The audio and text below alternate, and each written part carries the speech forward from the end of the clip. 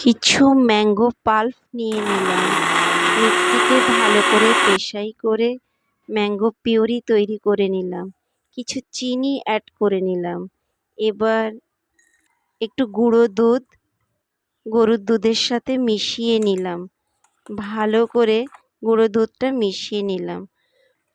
দুধের মধ্যে ম্যাঙ্গো পিউরিটা ঢেলে দিলাম।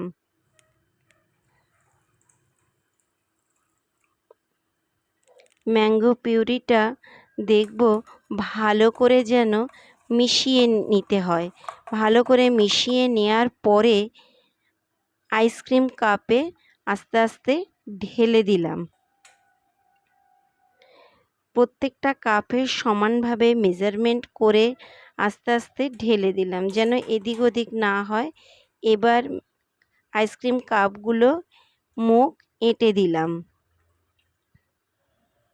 এবার ফ্রিজের মধ্যে দিয়ে দেওয়ার পর্ব। ফ্রিজের মধ্যে 7-8 ঘন্টা রেখে দেওয়ার পর উৎকর্ষ এসে মহা আনন্দে আইসক্রিম বের করে নিয়ে চলল খেতে। জাস্ট এবার আইসক্রিম বের করে টেস্ট করার পালা। জাস্ট কেমন হয়েছে। বাড়ির গাছের আম আর গরুর দুধ আর একটু গুঁড়ো দুধ দিয়ে তৈরি হ্যান্ডমেড আইসক্রিম। ওর বাবাও খেয়ে বলছে হ্যাঁ ভালো হয়েছে। আর উৎকর্ষ তো মহা আনন্দে খেয়ে ইয়া বলছে। বাড়ির সবাই আমরা টেস্ট করেছি। আপনারাও খেয়ে আমাকে জানান কেমন হয়েছে।